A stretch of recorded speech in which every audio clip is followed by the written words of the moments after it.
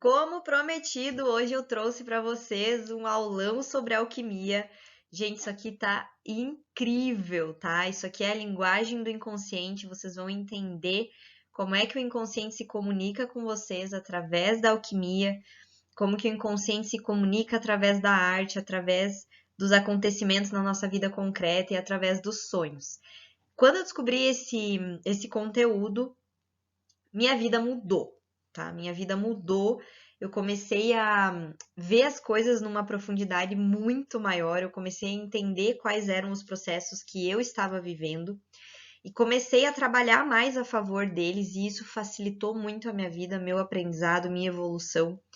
Então, a minha ideia trazendo isso aqui para vocês é trazer uma base, tá? De como funciona a alquimia, o que é alquimia, como identificar as fases alquímicas, as operações alquímicas, mas para ajudar vocês no processo de vocês e para fazer com que vocês tenham um novo olhar sobre a vida, né? Sobre o processo que é ser humano, né? Sobre as coisas em comum que nós passamos e como a gente pode passar por elas de uma forma, não vou dizer mais fácil, porque algumas fases são difíceis, né? Mas de uma forma mais proveitosa, tá? Então, eu espero que vocês gostem desse aulão, eu preparei com muito carinho. E esse conteúdo realmente mudou a minha vida e eu espero que mude a de vocês. Então, sem mais delongas, vamos lá. E onde é que surgiu a alquimia? Ela surgiu simultaneamente em diversas culturas ao redor do mundo, tá? Então, ela surgiu no Antigo Egito, na China, na Grécia e em Roma. No Egito Antigo, era chamada de quêmia, né? Que era ligada aos rituais religiosos e à busca pela imortalidade. Na China, o foco era na medicina e na busca pelo elixir da vida eterna, o famoso elixir da vida eterna, né? E na Grécia e em Roma, recebeu influências de ambas as culturas, tanto do Egito Antigo quanto da China, e se fundiu com a filosofia hermética, resultando aí numa prática muito rica e diversa. Eu não sei se vocês já ouviram falar na filosofia hermética, mas isso aqui seria uma aula à parte, porque a filosofia hermética ela traz as 7 leis que regem o universo, ela é uma filosofia riquíssima, né? Ela vai abordar umas questões muito profundas que eu não tenho como entrar aqui nessa aula, porque não é o nosso foco. Mas eu tenho um livro sobre filosofia hermética na Lei da Atração, então se vocês tiverem interesse, eu vou deixar aqui na descrição do vídeo para vocês conseguirem acessar esse livro, que vale muito a pena e fala bastante sobre a filosofia hermética e as leis que regem o universo. E aí, a gente tem também o florescimento da alquimia na Idade Média e no Renascimento. Então, na Idade Média, esse conhecimento ele foi preservado e foi expandido pelos árabes, né, que traduziram muitos desses textos antigos dos gregos e dos egípcios e trouxeram a alquimia de volta, né? Fizeram esse florescimento da alquimia ali na Idade Média, né? E no Renascimento também houve o redescobrimento de textos antigos e esse espírito de investigação científica emergiu de novo na época e impulsionou ainda mais a exploração da alquimia, tá? Beleza, já entendi aonde que surgiu, onde que floresceu, mas quem que eram os alquimistas, né? Os alquimistas, eles eram estudiosos e praticantes de uma arte antiga que combinava aspectos da filosofia, da química e da medicina e da espiritualidade. Só que o que que acontece? A alquimia, como a gente viu, ela floresceu ali na Idade Média, né? E ali, a Igreja Católica, ela era muito incisiva em todo e qualquer conhecimento que fosse de cunho espiritual, que não fosse divulgado pela própria igreja, né?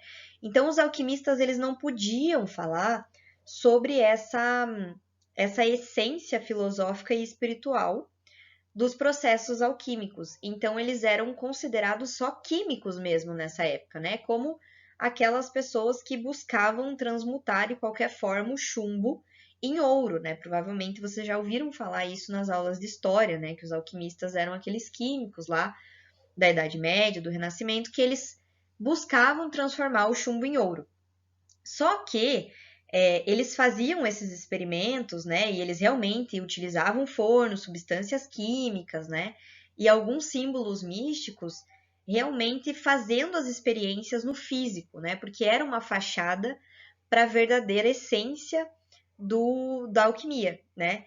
E os textos e diários alquímicos, eles eram escritos todos em linguagem simbólica e alegórica para proteger os seus conhecimentos de interpretações superficiais. Na época, existia muito essa questão de todo o conhecimento oculto ele ser transferido sempre do mestre a discípulo, né? Para que esse conhecimento não seja distorcido, para que esse conhecimento não seja superficializado, sempre dentro dessas correntes filosóficas, espirituais, o conhecimento ele era passado de professor a discípulo, né, de mestre a discípulo. Então, eles tinham muito esse cuidado de escrever tudo em linguagem simbólica e alegórica para que as pessoas não distorcessem aquilo que estava sendo falado e também para se protegerem da perseguição da Igreja Católica, porque nessa época, se você falasse, como eu comentei, né, de qualquer coisa que fosse de cunho espiritual, mas não fosse divulgado pela própria igreja, ia para a fogueira. Não tinha conversa, né? Então, era um período em que esse tipo de conhecimento, ele tinha que caminhar ali pela sombra, né? Não poderia ser exposto, não poderia ser entendido pela maior parte das pessoas, né? E é aí que a gente entende o verdadeiro ouro da alquimia, que para os iniciados, o ouro dos alquimistas, ele não era o ouro material. O verdadeiro ouro, conhecido como a pedra filosofal, ele simbolizava a transformação espiritual e psicológica do próprio alquimista e do ser humano. Então, no final das contas, esse processo de transformar o chumbo em ouro, ele era sobre transformar o ser humano de chumbo, pegar a matéria densa do ser humano e sublimar e sutilizar para que aquele ser humano alcance um nível de individuação, um nível de evolução espiritual, né? Então, a alquimia era sobre isso, né? No final das contas, ela nunca foi sobre transformar o chumbo em ouro, tá? Então, a verdadeira busca desses alquimistas era a transformação da consciência humana, né? Era a sutilização do espírito humano, né? E eles acreditavam que através desses processos alquímicos, que refletiam os movimentos profundos do nosso próprio inconsciente, era possível encontrar um estado de perfeição e iluminação, né, espiritual. Então, a alquimia, ela pode ser vista como um manual detalhado dos processos de transformação do inconsciente e do ser humano, documentado em etapas e símbolos que falam sobre a jornada do nosso inconsciente. Então é muito interessante porque é literalmente um manual de como que a gente vai de um ser humano totalmente dormente, inconsciente, para um ser humano desperto e consciente de si mesmo e do mundo em que vive, né? E do papel que ele tem no mundo que ele vive. E aí, quem trouxe a alquimia para a modernidade para os tempos modernos, foi Carl Jung, né? Carl Jung foi um psiquiatra e psicoterapeuta, ele foi o fundador da psicologia analítica, né? Um cara muito à frente do tempo dele, maravilhoso. E aí, quando ele começou a ter esse contato com a alquimia e a ler os escritos alquímicos, ele percebeu que as experiências descritas pelos alquimistas, elas refletiam processos psicológicos profundos do ser humano, né? Ele percebeu que todas aquelas fases e operações alquímicas, elas tinham uma correspondência com o inconsciente humano, né? E aí que ele notou 3 principais correspondências aí com a alquimia, né? Uma delas é a correspondência com os sonhos, né? Então, os símbolos alquímicos, eles apareciam frequentemente nos sonhos dos pacientes dele, sugerindo que esses símbolos representavam aspectos universais do inconsciente humano, né? Então, ele percebia que os pacientes dele sonhavam com coisas muito parecidas, né? Com símbolos muito parecidos, com cores muito parecidas, né? E aí ele foi juntando isso ao processo alquímico, né?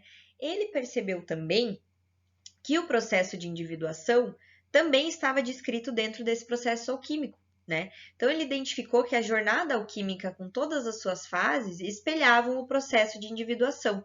Que o que é o processo de individuação?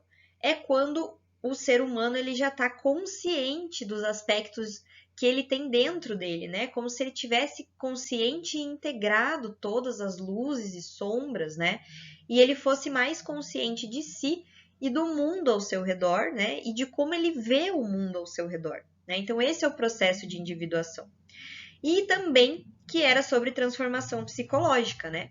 Então a pedra filosofal que os alquimistas falavam, ela simbolizava essa transformação psicológica, em que os metais inferiores, né, que seriam os aspectos inferiores do ser humano, as sombras do ser humano, eram transmutadas em ouro, né, em um período mais consciente do ser humano, né, uma totalidade, uma integridade do ser, né, e que isso se dava através de processos alquímicos, né. Então é muito rico o material que ele trouxe para nós a respeito da alquimia e do inconsciente humano,